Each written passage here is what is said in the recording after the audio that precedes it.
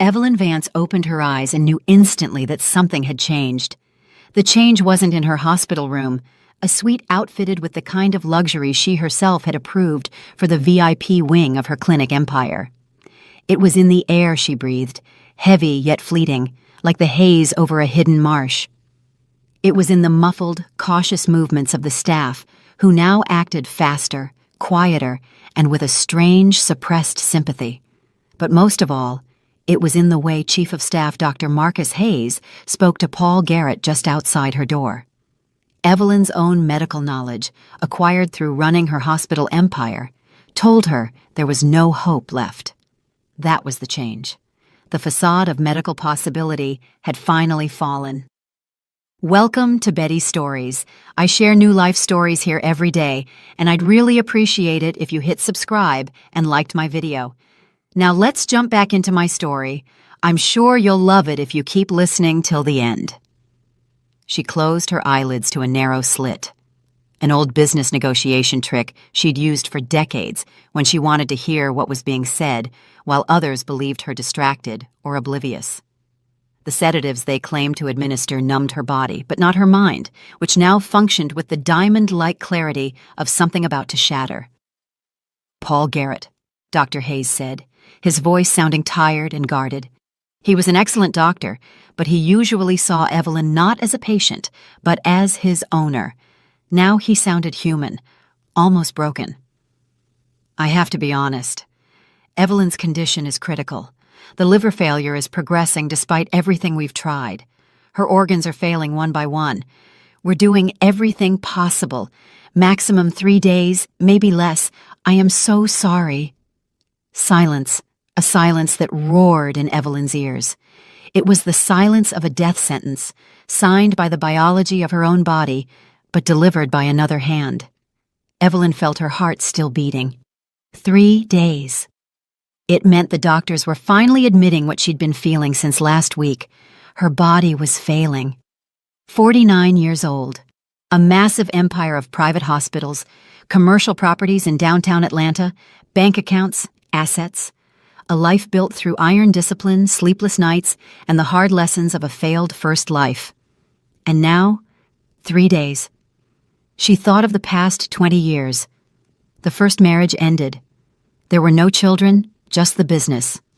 She built, she expanded, she acquired. Everything she owned, she had earned herself, long before she married Paul. Her fortune was her shield, her armor. But at 46, she had suddenly realized the house was empty and the evening seemed endless. Paul Garrett had stepped into that void. A good-looking man, 10 years her junior, attentive, charming. He worked as an administrator at one of her hospitals. When he first asked her out to dinner, Evelyn felt like a young girl. He had reignited the light in her. She had needed that warmth so desperately that she hadn't wanted to see the cold shadows in his eyes. The door opened. Evelyn didn't stir. Paul walked in. She caught the scent of his expensive cologne, the one she'd given him for his birthday, a scent that now smelled sickeningly sweet. He sat on the edge of the bed and took her hand. His fingers were warm and well manicured. Evelyn's breathing grew shallow. She felt every muscle in her body tense internally, while outwardly she simulated the perfect relaxation of a sedated patient. He believed she was unconscious due to the strong medication. The nurses had told him so this morning. What happened next, Evelyn would remember until her last breath. Paul squeezed her palm, stroked her wrist with his thumb, and whispered almost tenderly, yet with an icy hardness underneath, "Finally, I've waited for this for so long.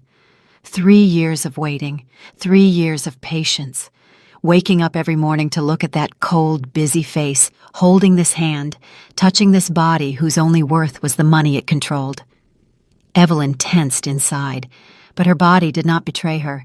She lay there, a stony image of calm, while a storm of horror and rage raged within her. "Your house, your millions," Paul continued, and there was an emphasis in his voice she had never heard before. It wasn't love, not care, not even neutral respect. It was pure, unfiltered scorn and triumph. "It all belongs to me now. 3 whole years. For 3 years I've played a role. listening to your moral lectures about business and responsibility, smiling at your friends, lying in bed with you. 3 years of contempt, hidden behind expensive cologne and purchased attention. Do you know how much I hated you, Evelyn? Your arrogance, your know-it-all attitude? You thought you bought me, didn't you? A young, handsome man for your empty life? But I had a much better plan. Paul laughed softly, an ugly, grating sound. He leaned closer, and Evelyn smelled the slight hint of alcohol he often drank in the mornings, a sign of his internal emptiness. And now it's finally over. The tea was a masterpiece, a minimal dose every day. So subtle, so slow. They blamed it on stress, on overwork, on your age. A perfectly executed plan, Evelyn. No one will ever find out. You will die, and I will inherit everything you worked so hard for. He stood up, released her fingers, almost impatient now that the mask had fallen, adjusted the blanket with feigned concern, and walked out. Evelyn heard him talk to someone, probably the nurse, in the hallway, telling her to take good care of his wife, that he would be back soon. His voice sounded compassionate and distraught. The perfect performance until the last second.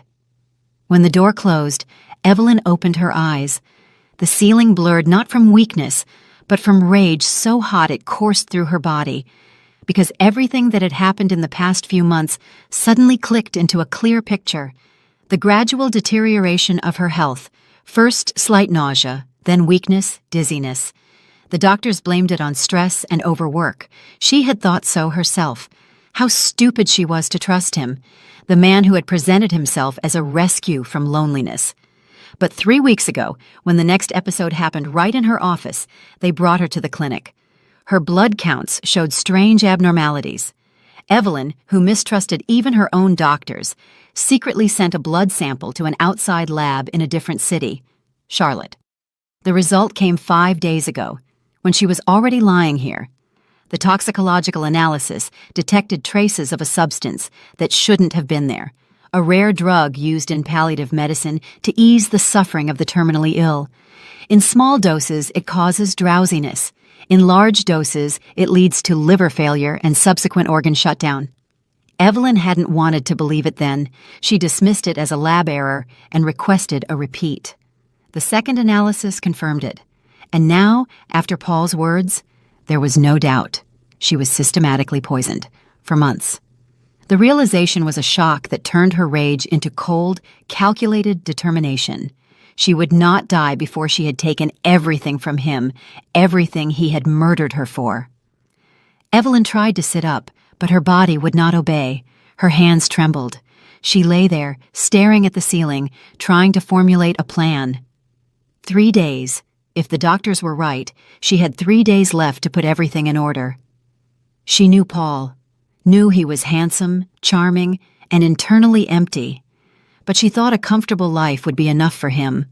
How foolish she was. He wanted more. He wanted everything. And he had underestimated how sharp her mind was, even as her body failed. She needed an outsider, someone invisible, someone who had no ties to her old life. Evelyn slowly turned her head toward the door. Someone was handling a bucket in the hallway.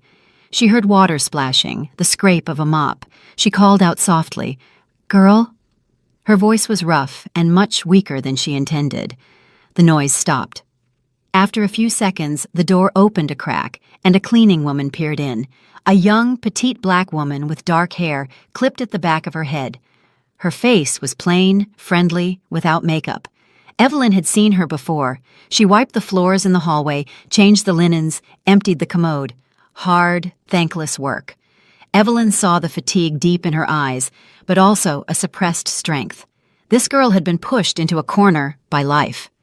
"Are you feeling unwell?" The young woman stepped closer, concerned. She smelled faintly of disinfectant and damp cloth. "I'll call the nurse immediately." "No need." Evelyn forced herself to speak clearly. "What is your name?" "Chloe." "Chloe Jefferson. Chloe, close the door. I need your help." The girl was confused. Her eyes widened slightly, but the sternness in Evelyn's gaze made her obey. She closed the door. She came closer and looked into Evelyn's face. Are you okay? Do you need a doctor?" "I'm fully conscious." Evelyn looked into her eyes. "And I need you to do something for me. Do not tell anyone I am lucid. Not my husband, not the doctors. But call my attorney, Jason O'Connell. His number is in my cell phone, in the nightstand. Tell him Evelyn Vance asks him to come immediately. Personal matter." Chloe shook her head, her hands beginning to fidget. The fear of losing her job was greater than her curiosity. "I can't do that. That's not my job. If they find out—" "If you do everything I say—" Evelyn paused to gather strength. The effort of speaking was enormous.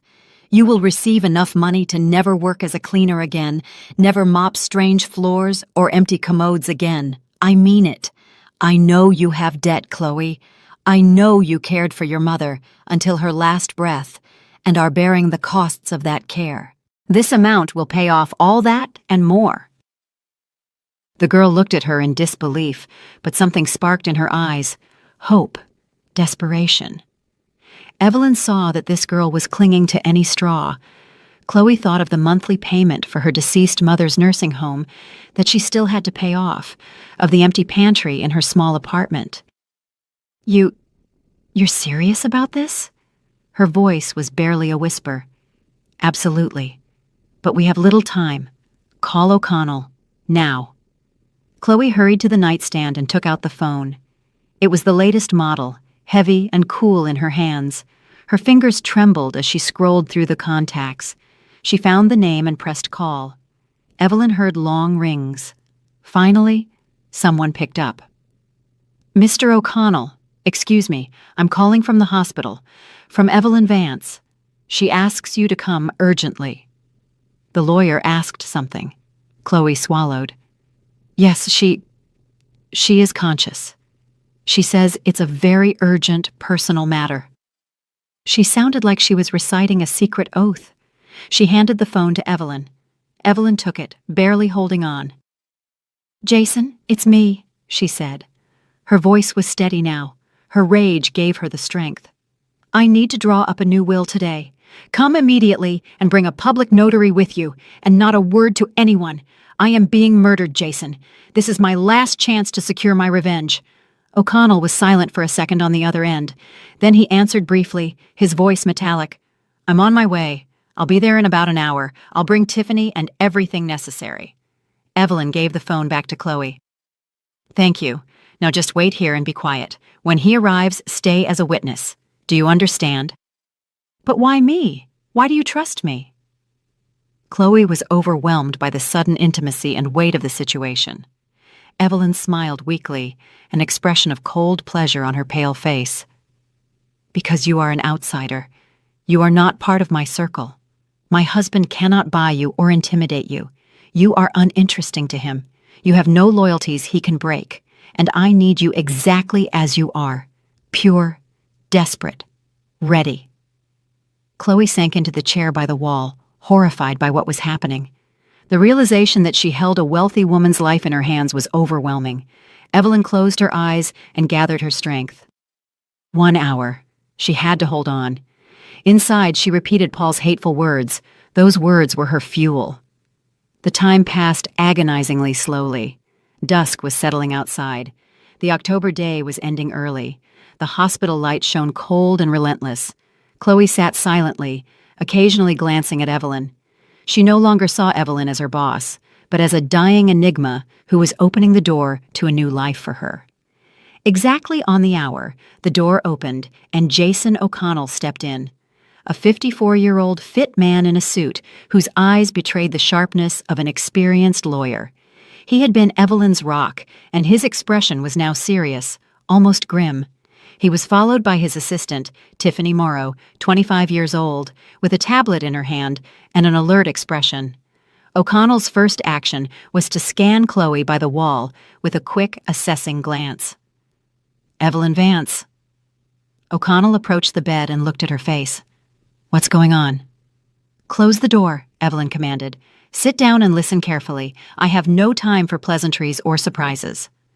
O'Connell nodded to Tiffany, who closed the door. Chloe remained standing by the wall, her breathing shallow, as if afraid to move. O'Connell noticed the tears in her eyes and her pale skin, silently noting these details. O'Connell sat down and pulled out a voice recorder. "May I record this? For legal clarity?"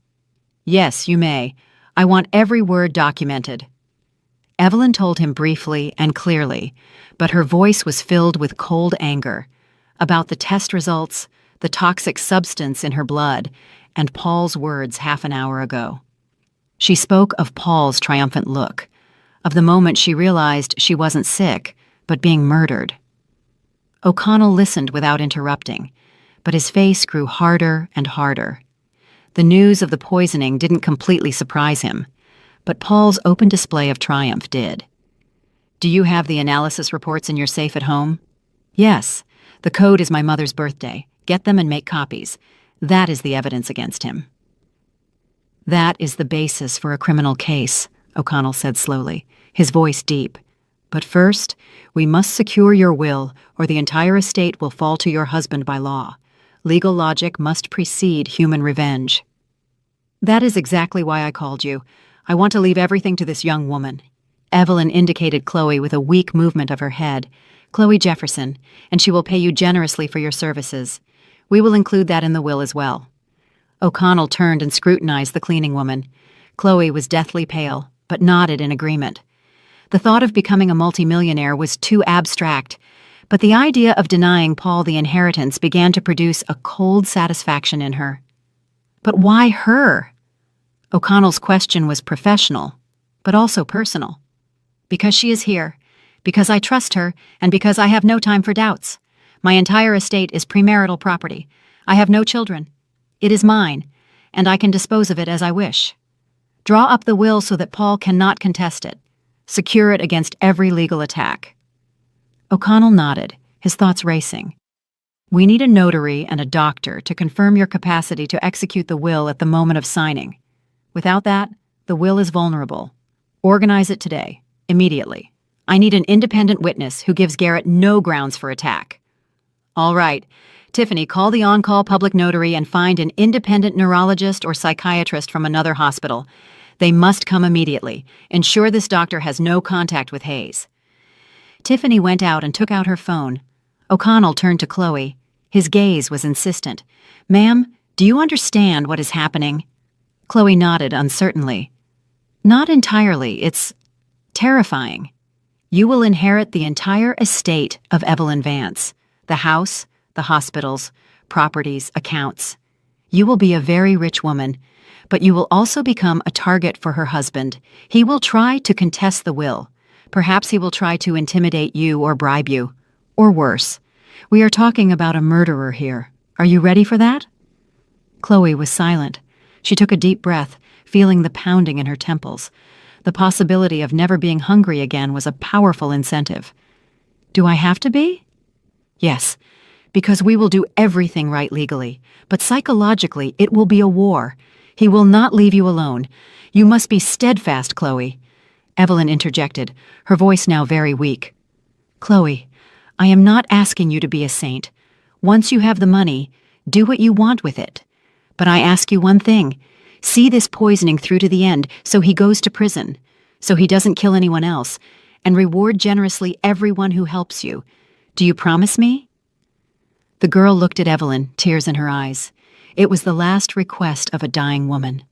"I promise. I will seek justice for you." Half an hour later, the room gathered. The public notary, an older gentleman with a briefcase and seal, a psychiatrist from the neighboring hospital, a woman in her 50s, O'Connell, Tiffany, Chloe, and Evelyn herself.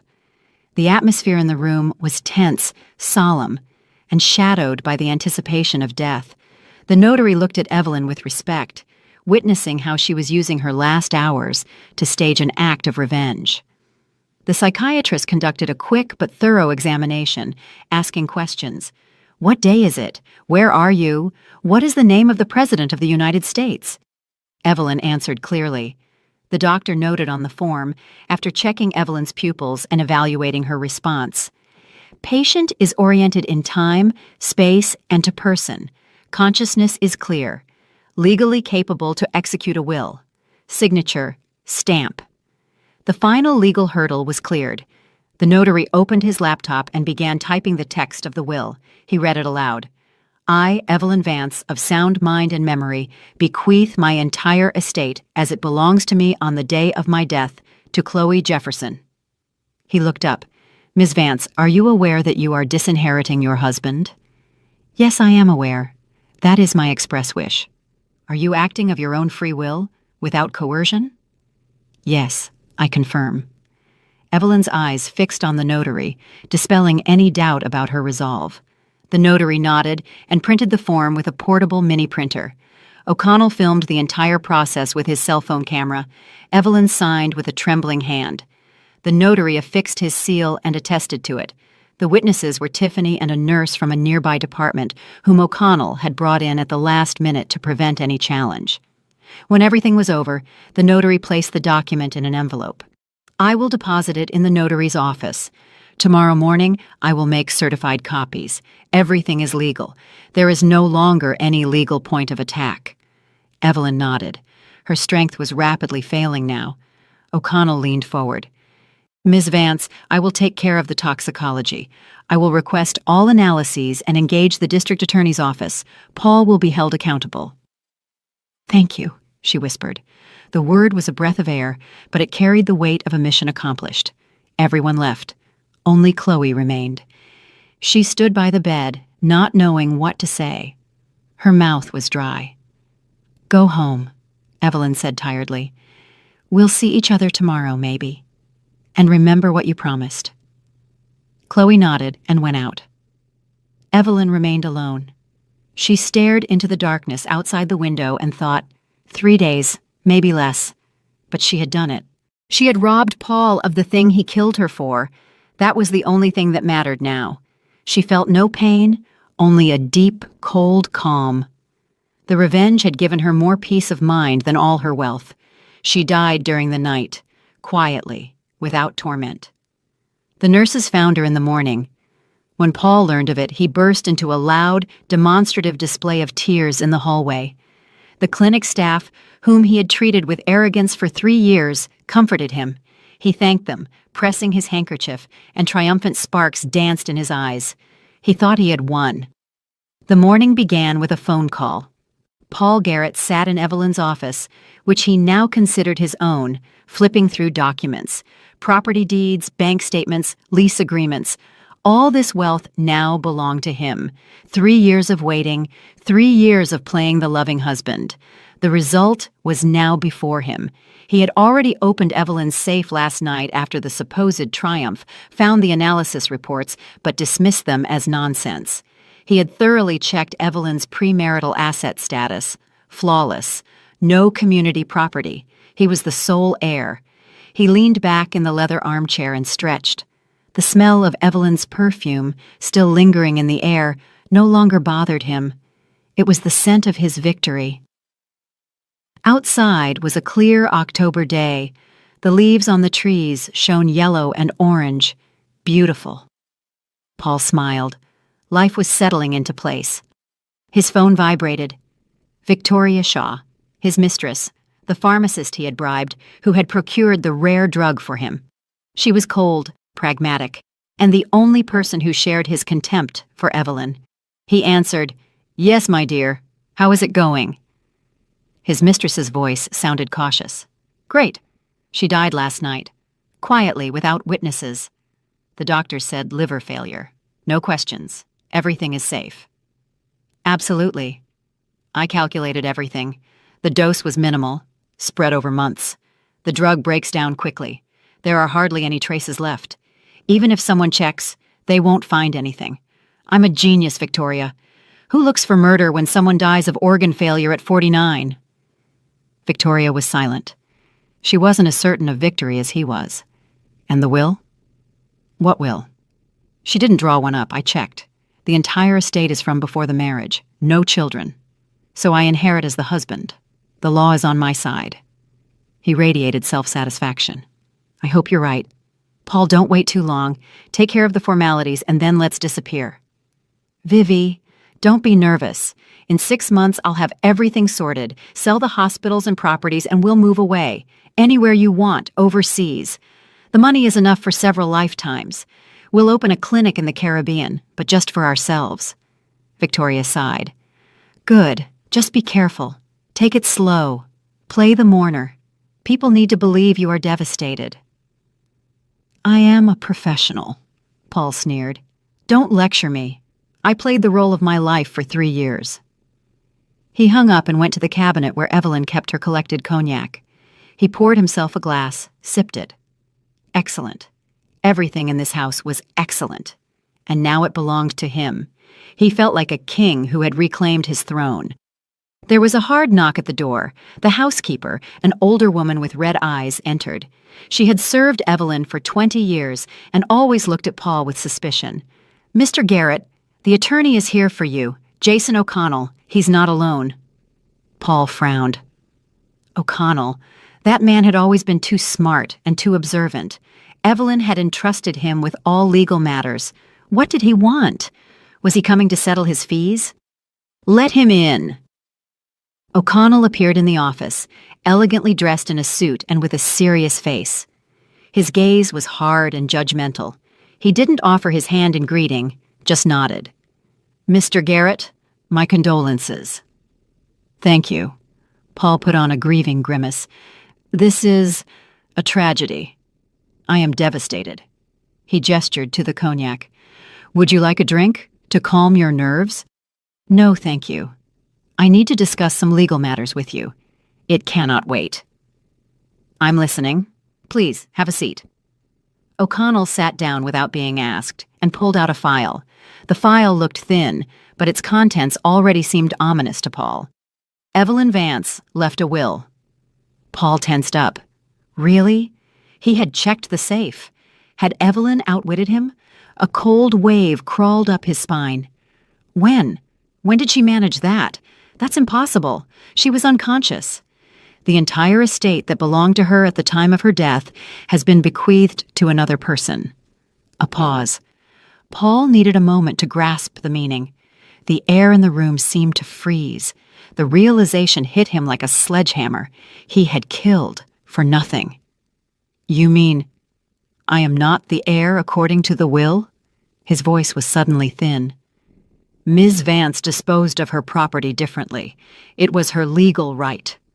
Paul jumped up. His facade of grief crumbled in an instant.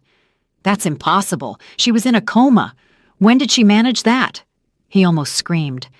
Anger distorted his handsome face. O'Connell looked at him coldly. His calm was in stark contrast to Paul's panic. The will was drawn up one day before her death, in the presence of a public notary, a psychiatric doctor who confirmed her legal capacity, and 2 witnesses. Everything is absolutely lawful. We took every legal precaution you can imagine. To whom? Paul asked. He felt his back turn cold. To whom did she leave it? My cousin? A foundation? That will be announced tomorrow at 10 o'clock at the notary's office. Your attendance is mandatory. O'Connell's eyes briefly sparkled. I will contest it. Paul slammed his fist onto the polished mahogany desk. The cognac glass rattled. She was not of sound mind. She was sick. This is a farce. We have a doctor's certificate confirming her full legal capacity at the moment of signing.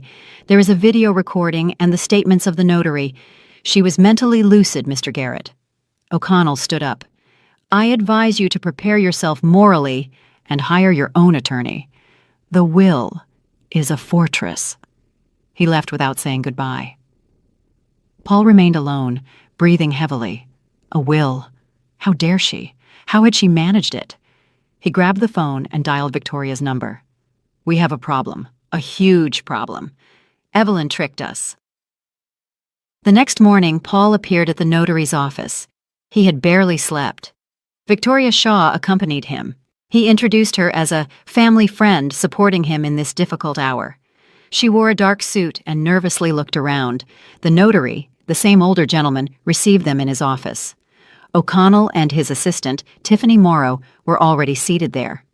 Where is the heir? Paul asked sharply, his voice slightly trembling. He expected to see a distant relative or a business partner. The heiress sent a representative, the notary replied. Her interests are represented by Attorney O'Connell, based on a notarized power of attorney. Who is she? Where is she? The notary opened the file and pulled out the document. He looked at Paul with a mixture of pity and contempt. According to the will of Evelyn Vance, the sole heir to her entire estate is Chloe Jefferson residing— Who is that? Paul couldn't believe his ears. I have never heard of her. Disbelief gave way to stark horror. The cleaning lady from the hospital where your wife passed away, the notary confirmed dryly. Victoria gripped Paul's arm and squeezed it to warn him not to completely lose his composure. He swallowed his rage and forced himself to speak calmly. That's absurd. Evelyn didn't know this girl. How could she leave everything to her? O'Connell answered casually, as if commenting on the weather. The testatrix is entitled to bequeath her property to any person she wishes. The law does not require a justification of motives, but I can assure you, Ms. Vance had very clear motives. But she was sick, not of sound mind. Paul clung to the only straw left. On the contrary. O'Connell placed the psychiatric evaluation on the table. Here is the report from the psychiatrist who conducted the assessment immediately before the will was signed. Conclusion: legally capable, consciousness clear, free will. A video recording of the process also exists. The notary personally recorded her will. Everything is impeccably drawn up. Paul felt the ground sinking beneath his feet. His face was ashen. And what about me? The notary patiently explained the obvious. Your wife's assets were acquired before the marriage. Therefore, they are not community property. As the surviving spouse, you are only entitled to your share of the property acquired together. That is what you bought or earned during the 3 years of marriage. The house, the hospitals, the commercial properties, the accounts, all of that belonged to Ms. Vance before the marriage. By the will, these assets transfer to Ms. Jefferson. You mean I get nothing? Paul's voice was a whimper. You have your salary from the 3 years, your personal savings, the car registered in your name. That is your share of the jointly acquired property. Ms. Vance ensured you are absolutely destitute. Paul was silent. His head was buzzing. 3 years. For 3 years he had poisoned her, pretended, been patient. For what? So some damn cleaning woman could get the millions. The revenge was perfect. Where is she? He asked quietly, dangerously quiet. Ms. Jefferson has accepted the inheritance through her representative, the notary replied. Her whereabouts do not need to be disclosed to you. I want to talk to her. I will make her an offer she cannot refuse. That is impossible, O'Connell interjected. My client does not wish any contact with you. You are considered the murderer of your wife and a threat to Ms. Jefferson. I will contest the will. I will sue. That is your right, but I warn you, we have every reason to believe the contest will be unsuccessful. The will is legally flawless. The testatrix's intent is clearly expressed. The medical documents confirm legal capacity. There is no basis to invalidate the will. You are only wasting your own money on lawyers. Paul stood up, swaying. Victoria supported him. They left the notary's office in silence. On the street, Paul stopped and turned to Victoria. His eyes burned with untamed hatred. Everything has collapsed, he whispered. Not everything. Victoria looked at him sharply. She wasn't ready to give up her own part in the betrayal. We find this girl, force her to reject it, intimidate, bribe, whatever. The main thing is to act quickly. O'Connell has hidden her somewhere. We will find her. I have contacts, people who know how to search. Give me a couple of days. We will take back what is ours. Paul nodded. Hatred simmered in his chest. Evelyn had outsmarted him. Even in death, her revenge had succeeded. But he wouldn't give up. Not after everything he had invested. His only drive now was the destruction of Chloe. Meanwhile, a meeting was taking place in O'Connell's office. Jason O'Connell sat across from Tiffany Morrow and the private investigator, Detective Roy Singleton, a former police officer, a sturdy man of 42 with streaks of gray in his hair. Singleton had a reputation for being relentless and discreet. The situation is as follows, O'Connell began. Chloe Jefferson is safe. She has moved to a neighboring region, Charlotte, rented a room, and taken a temporary job. But Garrett will look for her. He won't stop. He is dangerous and desperate. What can he do? Tiffany asked. Intimidate, bribe, force her to renounce the inheritance. In the extreme case, if she refuses, physically eliminate her. We are dealing with someone who systematically poisoned his wife. He is capable of anything. We must not only protect Chloe, but also neutralize him legally. Singleton nodded. He had studied Evelyn Vance's case files and was impressed by her foresight and intelligence. I will check all the hospital surveillance cameras. I will trace who had contact with Ms. Vance in the last months. I will check the pharmacies for what Garrett purchased, what medications. If he poisoned her, traces remain. There are always traces. Good. Another point. We need the criminal prosecution. Without it, Garrett remains free and will continue to hunt Chloe. I have already prepared the complaint for the district attorney. I am enclosing the toxicological reports that Evelyn Vance commissioned. They clearly show the substance in the blood that she was not medically prescribed. Tiffany inquired, "And what if the report doesn't confirm the poisoning?" It will confirm it. Evelyn was meticulous.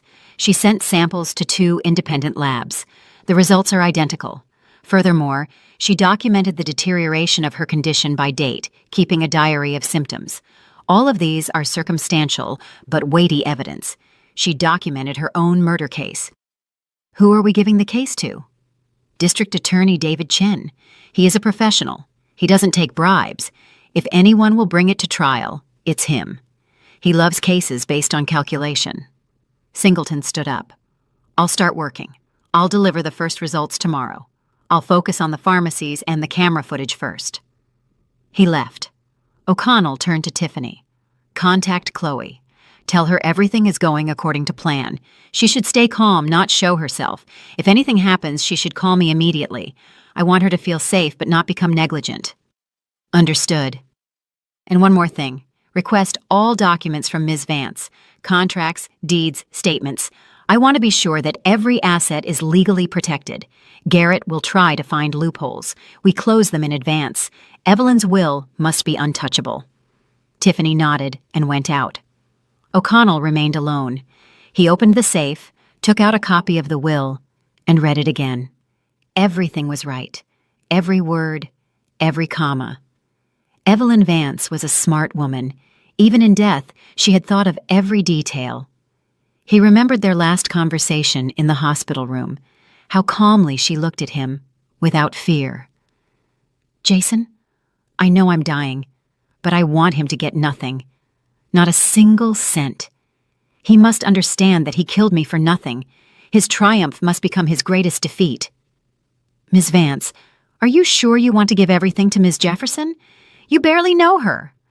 I know her. That's enough. She is honest. She works for a pittance, rents a room, pays off the loan for her deceased mother's treatment.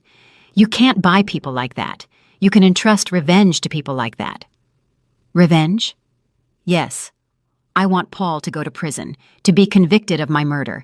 And Chloe is a witness. She saw him enter the room. She heard what I said afterward. She will help the investigation. She promised me. She will be my hand to execute justice. O'Connell had nodded then, and now he was fulfilling the promise he had made to a dying client. He locked the will back in the safe and picked up the phone. He dialed District Attorney Chen's number. Mr. Chen, O'Connell, I have material for you. Possible premeditated murder by systematic poisoning. I am sending you the documents. The case is complicated but promising. The evidence is unusually strong. Chen was silent on the other end. Send it. I'll look it over. Thank you. I'll await the documents. O'Connell hung up. Now all that remained was waiting. Waiting for the wheels of justice to begin grinding, slowly but inevitably. Meanwhile, Chloe Jefferson sat in her small rental room in Charlotte on an old sofa looking out the window. A fine autumn rain was drizzling outside. The drops ran down the glass and merged into winding rivulets. She still couldn't believe it. Everything seemed like a dream. 2 days ago, she was mopping floors in a hospital hallway, earning a small wage, counting pennies until the next payday. And today, her lawyer O'Connell had informed her that she was the heir to a massive fortune. Chloe was not happy. She was afraid. The enormous sum felt not like a gift, but like an undeserved burden, a magnet for evil. She knew Evelyn's husband wouldn't leave her alone. He would come. He would search. And what then? Her phone vibrated. Tiffany Morrow. "Ms. Jefferson, how are you doing?" "Pretty good. I'm at home. It's quiet here." "Excellent. Don't go out unnecessarily. Garrett has already begun searching. We are monitoring his activities.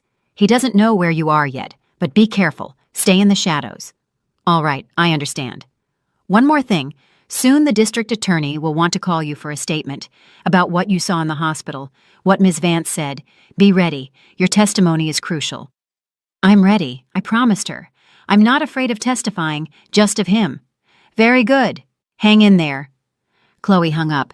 She remembered Evelyn Vance's face, pale, drawn, but with a clear, firm gaze.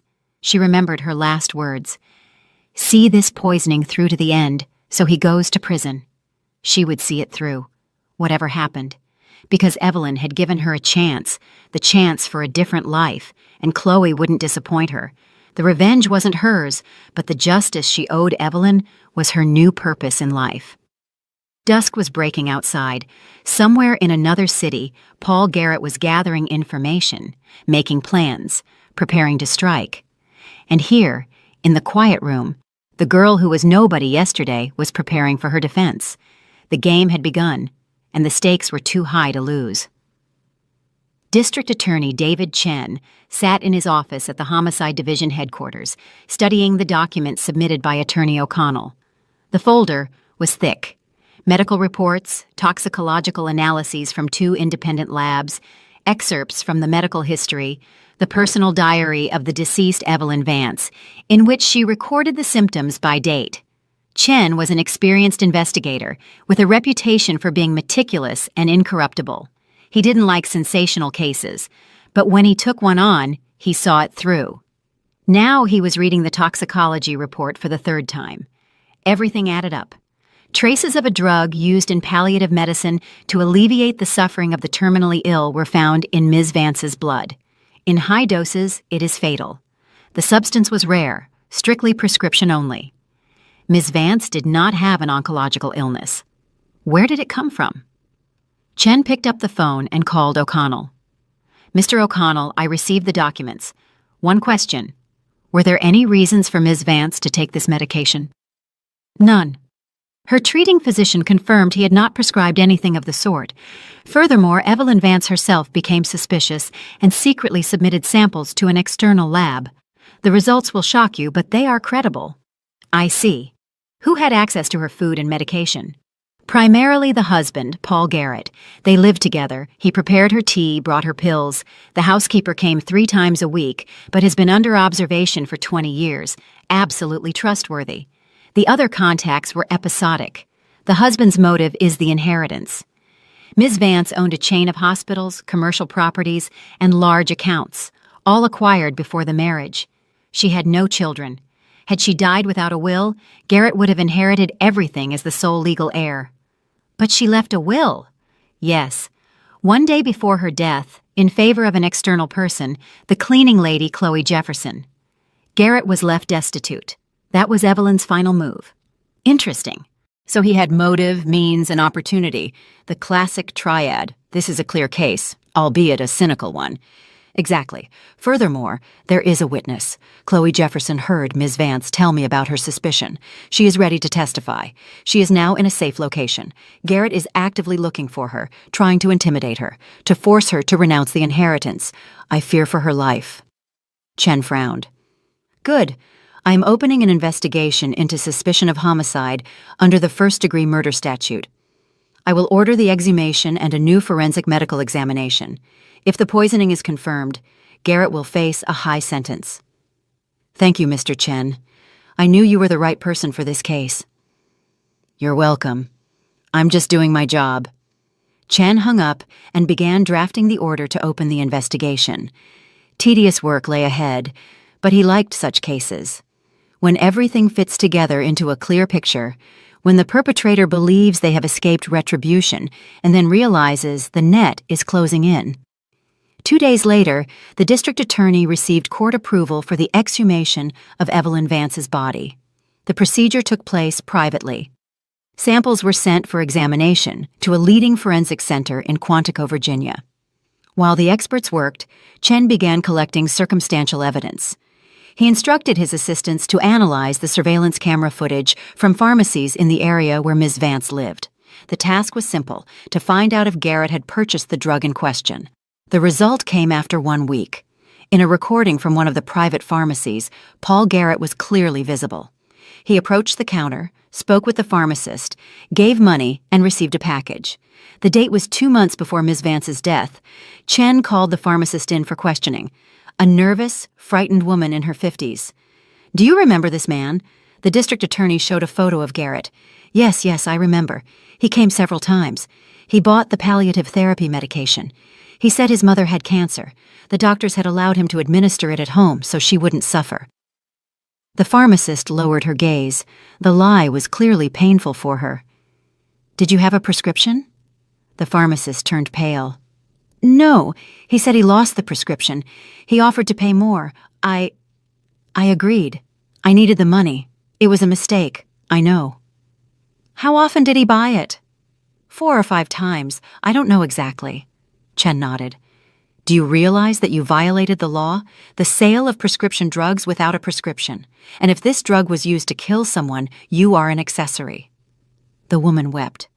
"I didn't know. I swear I didn't know." "Write a statement. Admit it voluntarily. That will mitigate your guilt. But you will have to testify in court." She nodded, wiping away her tears. Chen dictated the protocol to her. She signed. Another thread leading to Garrett was documented. Simultaneously, private investigator Roy Singleton conducted his own investigation. He requested all surveillance camera footage from the hospital where Ms. Vance was admitted. He examined who went into her room, when, and for how long. Paul Garrett was regularly seen bringing fruit and flowers, sitting by the bed. On the cameras, he looked like a model husband, but one day, Singleton noticed a detail. Garrett entered the room with a thermos. He stayed for 10 minutes. He left without the thermos. An hour later, the nurse came to collect the dishes. The thermos was empty. Singleton requested the medical records. On that day, Ms. Vance's condition had deteriorated rapidly. Nausea, weakness, confusion. The doctors blamed it on the progression of the illness. The detective found the nurse and conducted an unofficial interview with her. "Do you remember the day? Garrett brought his wife tea in a thermos." "Yes, I remember. Ms. Vance drank a little and then said the tea tasted bitter. I thought the infusion was too strong." "And what did Garrett say?" "Nothing. He smiled and said she had always been picky. He seemed unperturbed." Singleton noted the statement. Another building block for the indictment. It showed the perpetrator's method and cold-bloodedness. In parallel, he tracked Garrett's actions after the will was announced. Paul had hired people, 2 strong men from a private security company. They scoured the city, questioning Chloe's former colleagues, neighbors, acquaintances. They were desperately searching for her whereabouts. Singleton reported to O'Connell, "Garrett has become active. His men have already found out that Chloe rented a room on the outskirts of the city. They questioned the landlady. She said the girl moved out a week ago and didn't leave a new address. They will find her sooner or later. We must act before they do." "Yes, they have the resources. We must preempt them. I suggest arranging a meeting between Chloe and Garrett's people under our control. We record the attempt at coercion and intimidation.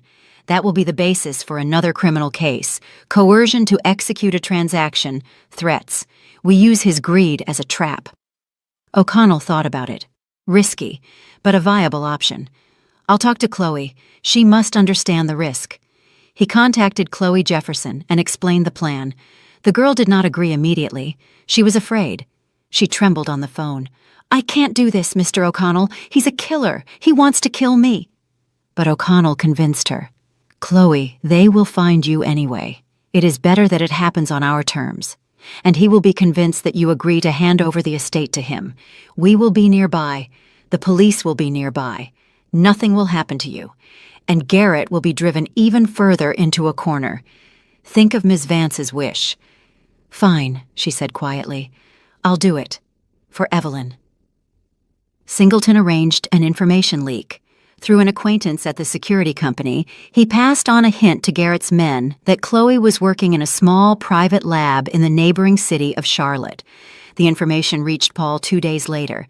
He was overjoyed to finally have a clear lead. He immediately drove there with Victoria Shaw and 2 bodyguards. The plan was simple: find the girl, intimidate her, force her to sign the renunciation of inheritance. If she refused, exert stronger pressure. Paul was determined to force his financial rebirth, even if it meant Chloe's death. They tracked Chloe in the evening as she left the lab and surrounded her on an empty street. The air was cold and damp. It got dark early. Paul stepped forward and smiled, but it was a smile like a blade. "Chloe Jefferson, finally. We need to talk. Listen carefully." The girl backed away. Paul continued without raising his voice, which made him all the more menacing. "You got something that rightfully belongs to me. Evelyn was my wife. I took care of her for 3 years. And you are just a random girl who was in the right place at the right time. Do you think that's fair?" Chloe remained silent. She held Evelyn's wish firmly in her heart. Paul pulled papers from his pocket. "Here is the renunciation of inheritance. You sign, and I will give you $300,000. That's enough to pay off your debts and start a new life. You refuse?" He nodded to the bodyguards. "You will regret it, immediately." "I won't sign," Chloe gasped. Her knees were shaking, but her voice was clear. Paul frowned. Victoria stepped closer and spoke sweetly, but with a cold look. "Sweetie, you don't understand who you're messing with. Paul is not one to give up. If you don't sign voluntarily, he will force you, painfully. Think of yourself, your health. The money is not worth it." I said no. I made a promise to the dead, and I'm keeping it. One of the bodyguards moved forward, but at that moment, Singleton came around the corner. Behind him were 2 uniformed police officers. "Halt! Police! Stay where you are!" Paul froze. Victoria went pale. The bodyguards looked around confusedly. Singleton went to Chloe. "Are you okay?" "Yes." She was shaking but held herself upright. "They threatened me. They wanted me to sign the renunciation of inheritance." The police officer noted the statement. Paul tried to justify himself. "We were just talking. There were no threats. This is a misunderstanding. We recorded everything." Singleton pulled Chloe's voice recorder from her pocket. "Every word, including the sentence that she will regret it if she refuses. Your attempt at coercion is hereby documented." Paul realized he was trapped. The police officers drew up a report and arrested him and Victoria for questioning. The bodyguards were released with an order to appear. At the police station, Paul was detained until the morning and then released on bail. But the case was opened. Chen received the documents and initiated proceedings for coercion to execute a transaction and threat of violence. Now 2 cases were running against Garrett: the murder of Evelyn Vance and the threat against the heiress. The situation became critical. Paul's desperate greed had betrayed him. Paul returned to the house that no longer belonged to him. Victoria sat on the sofa, holding her head and wailing. "Everything is falling apart, Paul. They are closing in on us. That was a trap, and we walked right into it." "Shut up," he snarled. "I'm thinking. There must be a way." "What is there to think about? We have to flee while we still can." "Flee where? I have no money. Evelyn left everything to that damn girl. All I have left is my meager salary from 3 years, which is long spent. Without money, I am nobody." "Then what should we do?" Paul was silent. He knew time was running out. The district attorney was digging. The detective was gathering evidence. Witnesses were testifying. Soon he would be arrested, and then it would be all over. He needed a plan. Desperate, risky, but a plan. He had to force Chloe Jefferson to renounce the inheritance. He grabbed the phone and dialed the number of one of his bodyguards. "Listen closely. I need all the information about Chloe Jefferson. Everything you find. Where she lives, where she works, who is guarding her. I'll pay double. We're doing this personally now." The bodyguard agreed. Paul hung up. The adrenaline surged. He knew it was madness. The district attorney was already on his heels. Tomorrow, the interrogation. He could be arrested, but if he did nothing, he would lose definitively. And if Chloe Jefferson renounced the inheritance, the case would collapse. No inheritance, no motive. Without a motive, the charge is weaker. He had to force her to break her will. He packed his things, money, documents, a backup phone. He left a note for the housekeeper, saying he had gone to a friend's house for a few days. His nerves couldn't take it. He got into the car and drove to meet the bodyguard. Meanwhile, in Charlotte, Chloe Jefferson finished her workday. The lab closed at 6 in the evening. She changed clothes and went out onto the street. November had arrived. Cold wind, dampness. It got dark early. Chloe walked down the deserted street toward the bus stop. She felt a growing fear within her, a premonition of evil. Her phone vibrated. Tiffany Morrow. "Chloe, where are you?" "On my way home. Work is over." "Singleton couldn't pick you up today. He has another case. Be careful. Call immediately if anything happens. Don't stand around in the dark." "All right." Chloe put the phone away. She looked around. The street was empty, the lanterns burning dimly. She felt uneasy. She quickened her steps. Behind her, she heard the sound of an engine. A car. Chloe turned around. A black SUV was driving slowly, almost level with her. The window lowered.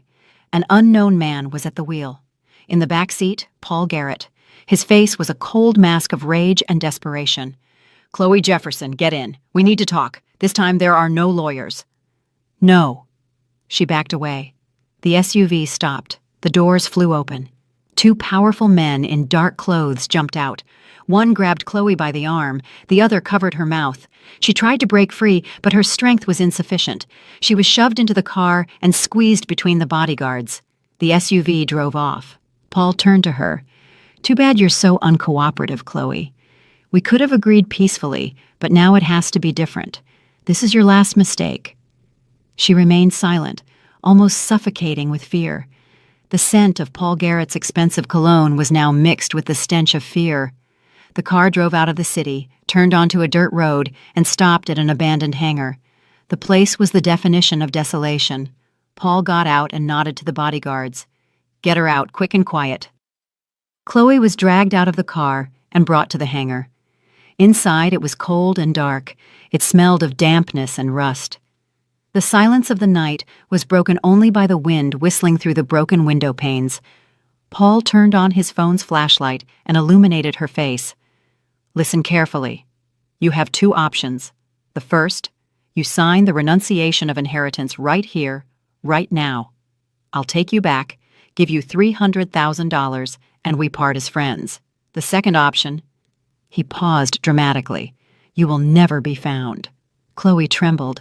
She tried to control her panic. "I am being looked for. If I disappear, you will be immediately suspected. Mr. O'Connell knows." "Let them suspect. Where there is no body, there is no crime." "And the body?" Paul grinned. "The nearby swampland is deep. Even a tank would sink there. No witness, no problems." She was silent. Paul pulled the papers from his pocket. "Here is the renunciation. Will you sign?" "No." Paul nodded to one of the bodyguards. He hit Chloe hard in the face. She fell down, hitting her knee on the concrete floor. Paul crouched beside her. His eyes were cold and empty. "Do you think I'm joking?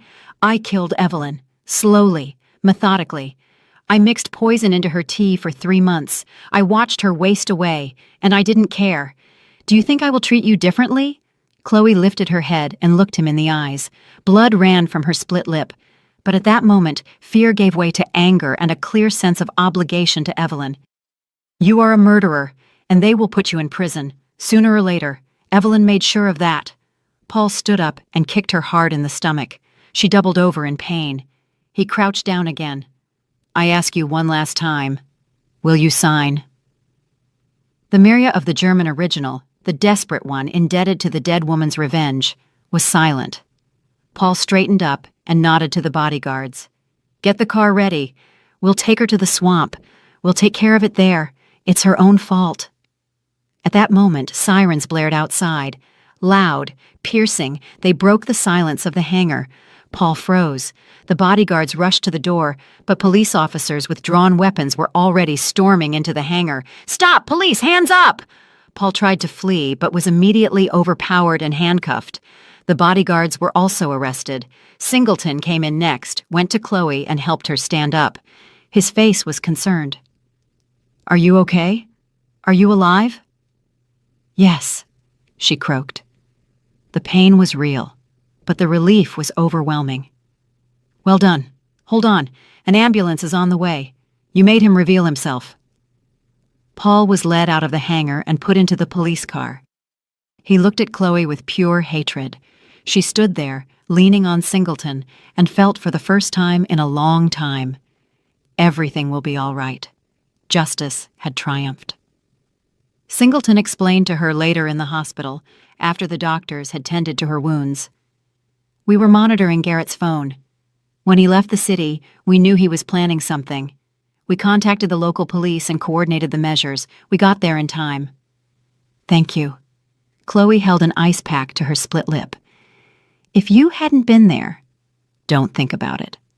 The most important thing is that you are alive. And Garrett is going behind bars for a long time now. Attempted murder, kidnapping, threats, plus the main case, the murder of Ms. Vance. He faces 20 years. Chloe nodded. The pain gradually subsided. She closed her eyes and remembered Evelyn Vance's face, the promise she had made her. She had kept it. The next day, District Attorney Chen questioned Paul Garrett. He sat in the detention cell, unshaven with an extinguished look. He no longer looked like the charming young man of the past, but like a broken, greedy fool. "Paul Garrett, you are charged with the premeditated murder of your wife, Evelyn Vance, by systematic poisoning, as well as the kidnapping and attempted murder of Chloe Jefferson. Do you admit your guilt?" "No." Paul stared sullenly at the table. "We have the expert report confirming the poisoning. We have witnesses who saw you buy the medication at the pharmacy without a prescription. We have surveillance footage from the hospital showing you bringing your wife tea in a thermos, after which she worsened. And we have a recording of your conversation with Ms. Jefferson in which you state directly, 'I killed Evelyn, slowly, methodically. I mixed poison into her tea for 3 months. Do you want me to play the recording?'" Paul was silent. Chen turned on the voice recorder. Paul's voice sounded clear, arrogant, and triumphant, although the words now betrayed him. "I killed Evelyn, slowly, methodically. I mixed poison into her tea for 3 months. I watched her waste away, and I didn't care." Chen turned off the recording. "That is your voice. Paul Garrett, you have convicted yourself." Paul did not answer.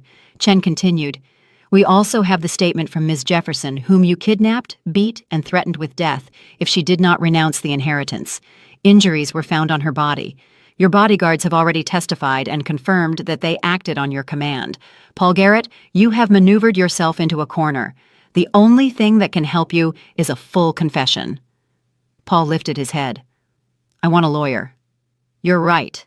The interrogation is concluded." Chen left the cell and called O'Connell. "Mr. O'Connell, Garrett has been arrested. The court ordered pretrial detention. Flight is ruled out, as is pressure on witnesses. We can proceed to the next step." "Excellent. I am preparing the documents for the civil case. Garrett continues to contest the will, but his position is even weaker now. The court will see. A man charged with the murder of his wife is trying to obtain her property. That looks cynical." "Agreed. What are his chances of winning the civil case?" "0. The will is flawlessly drawn up. Medical report on legal capacity, video recording, statements of the notary, everything is there. The court will clearly dismiss his claim. Evelyn's revenge is legally airtight. Then only the criminal case remains. I will continue the evidence gathering. I will soon submit the case to the district attorney's office for indictment. Keep me informed." Chen ended the call. The work was proceeding according to plan. Meanwhile, Chloe Jefferson sat in an apartment O'Connell had rented for her, a safe location, guarded around the clock. She looked out the window at the November sky and thought about how her life had changed. A month ago, she was nobody. She mopped floors, earned a meager wage, lived in a rental room, and now she was the heir to a massive fortune, a key witness in a criminal case, a woman who was supposed to be murdered. She was not happy about the money. Not yet, because she knew this price was the price of Evelyn Vance's life. And that price obligated her. The millions felt cold and heavy, like an oversized inheritance she could not yet carry. Her phone rang. O'Connell. "Ms. Jefferson, how are you?" "Good. The bruises are healing. I don't feel pain anymore, just the memory." "Good. I have news. Garrett is in custody. The investigation is collecting the final evidence. The case will soon go to trial. In parallel, the civil case regarding the will is ongoing. There will be a decision in 1 month." "And what should I do?" "Wait. Testify when asked, and prepare yourself to be the rightful owner of Ms. Vance's entire estate after the verdict. You must learn to carry this responsibility." Chloe was silent. "Mr. O'Connell, what if I don't want it?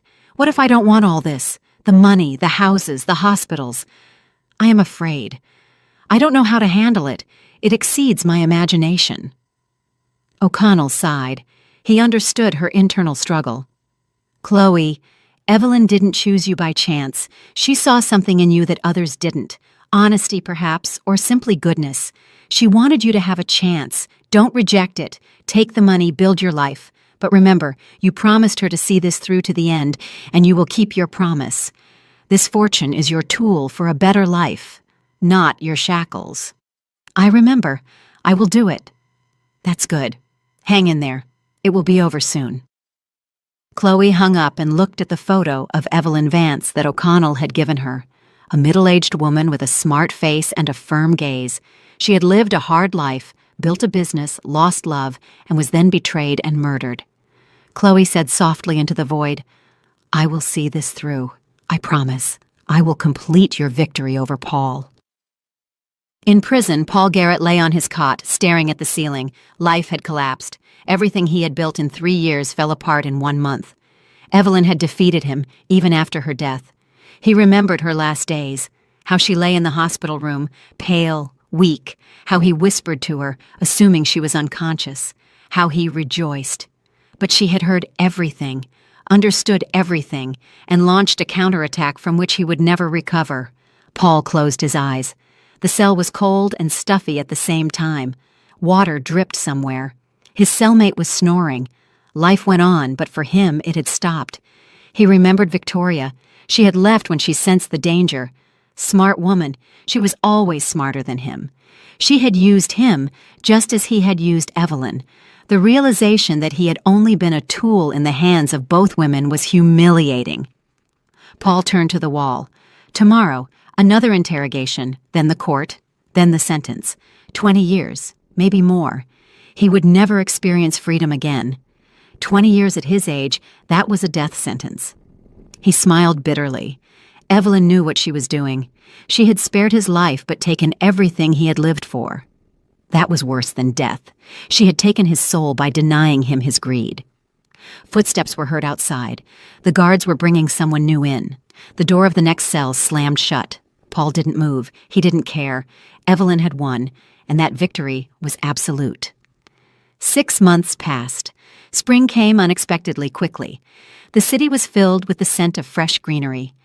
Chloe Jefferson stood by the window of her new apartment, looking down at the wide street. The apartment was spacious, bright, with high ceilings. Her apartment, bought with Evelyn's money. Much had changed in these months. The investigation was concluded. The case of Paul Garrett was handed over to the court. In parallel, the civil case regarding the will was finished. The court had declared Evelyn Vance's will lawful and justified and dismissed Garrett's challenge. Chloe was officially the heir to the entire fortune. The house, the 3 private hospitals, the 2 shopping centers, the office spaces, and the bank accounts. The sum was enormous, about $40 million. Chloe hired executives for the hospitals and commissioned realtors to sell some of the properties. She didn't want to keep everything. It was too much. She sold the shopping centers and one of the office buildings. She kept the house and one of the hospitals that was functioning well and bringing in stable revenue. She invested the money from the sale in secure assets. She donated a part to a foundation for cancer patient support. She used another part to pay off all her debts. those of her mother and distant relatives. She paid O'Connell and his team a generous fee, more than they had asked for. Singleton, too. She gave District Attorney Chen an expensive watch. He couldn't accept money, but he accepted the gift.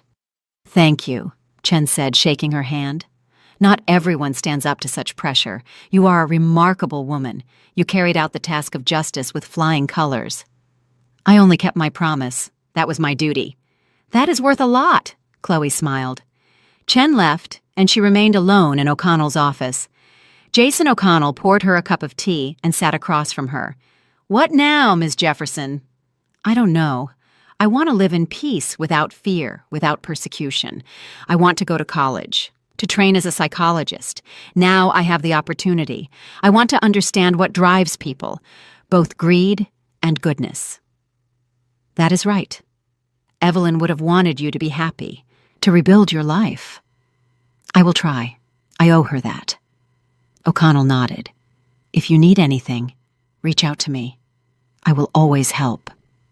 "Thank you." She finished the tea, said goodbye, and walked out onto the street. The day was warm and sunny. The city lived its normal life. People rushed to work, children played in the yards, salespeople served customers in the stores.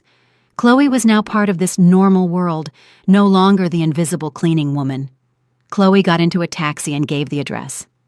Evelyn Vance's house, now her house, stood in a quiet neighborhood, surrounded by a garden. She went inside, walked through the rooms. Everything was clean and tidy.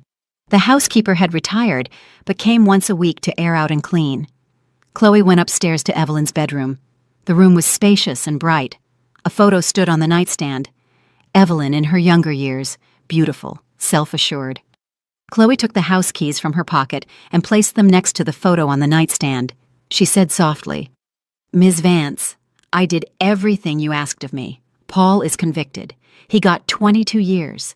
He won't poison anyone anymore, won't deceive anyone anymore. Thank you for your trust, for the chance. I will try to be worthy of what you left me.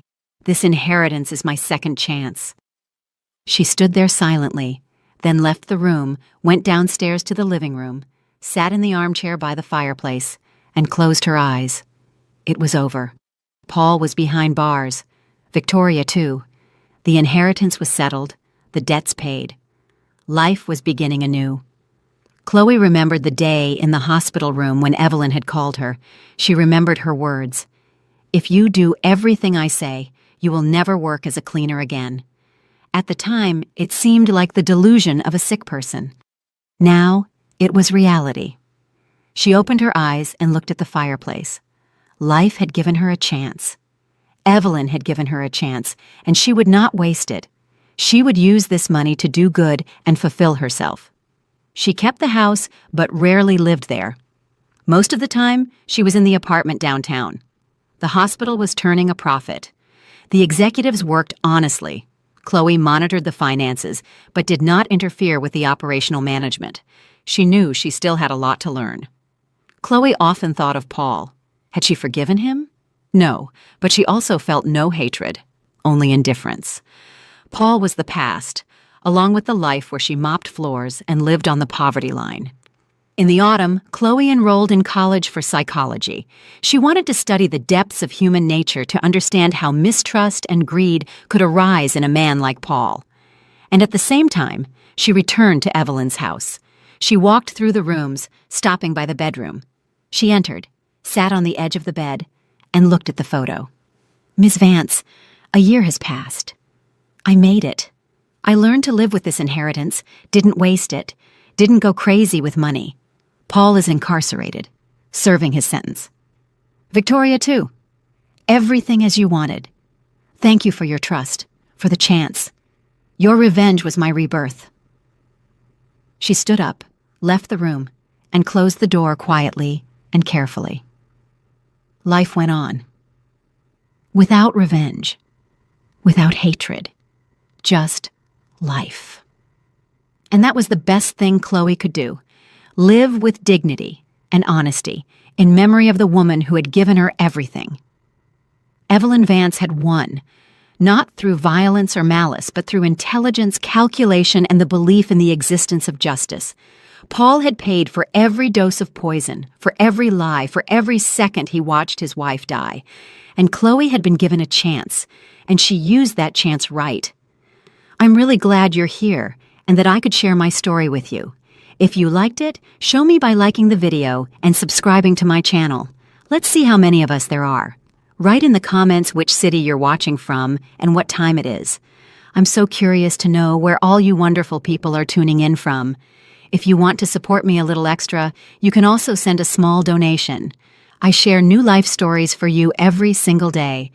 And now, 2 of my most popular stories will pop up on the screen so you can choose what to watch next.